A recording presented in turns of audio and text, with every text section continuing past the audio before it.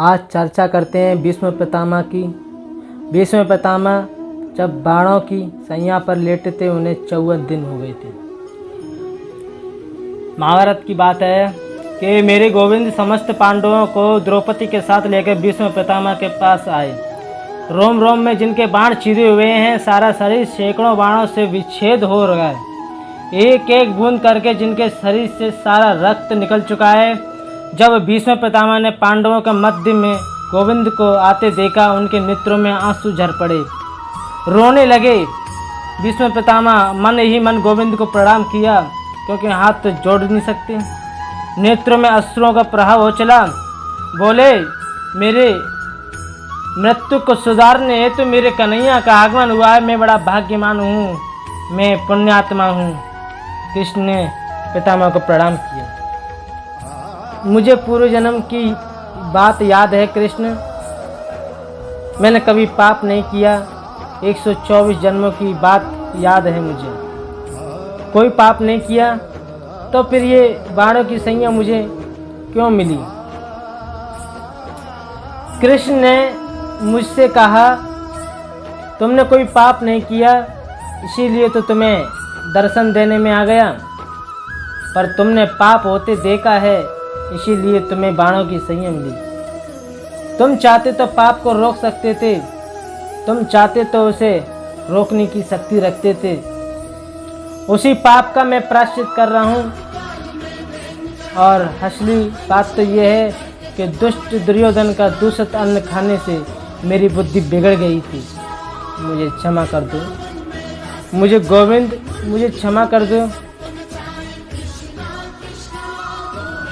भीष्म ने कहा, रथ का पहिया लेके मुझे मारने दौड़े आप, उसी प्रकार आपकी झांकी लग रही थी, जैसे कोई शेर किसी को हाथी को मारने दौड़े।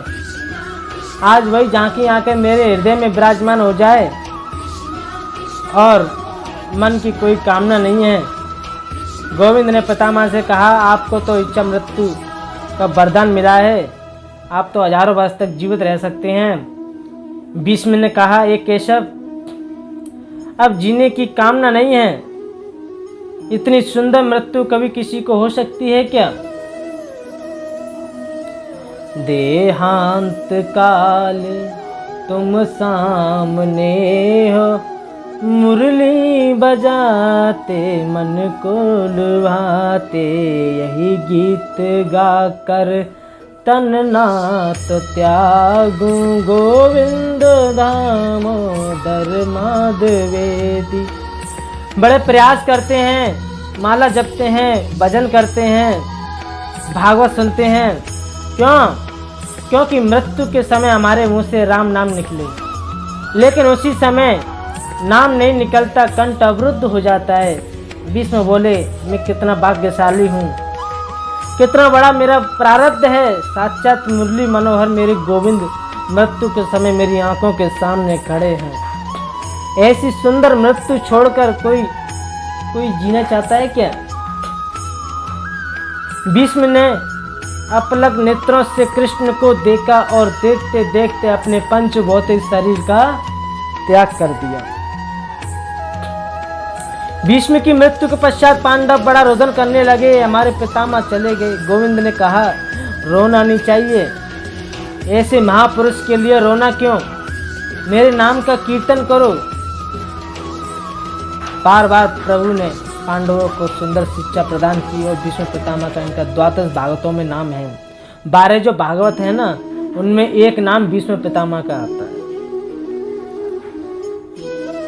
तो आप लोगों को ये सुनकर बहुत अच्छा लगा होगा कि जो भीष्म पितामह जो थे वो बहुत बड़े महावीर थे, पराक्रमी थे। जो गलत रास्ते पर चलता है, अधर्म का साथ निभाता है,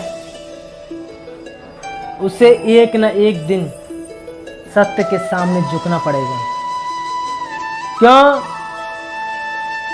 क्योंकि अंत में विजय सत्य की होती है, अधर्म की नहीं हो सकती।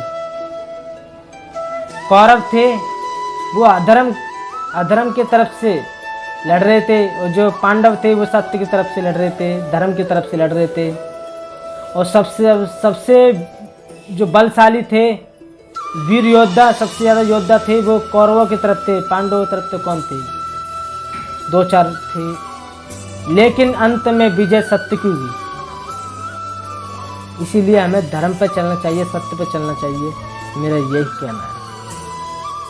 तो वीडियो को लाइक करें, शेयर करें और सब्सक्राइब करें।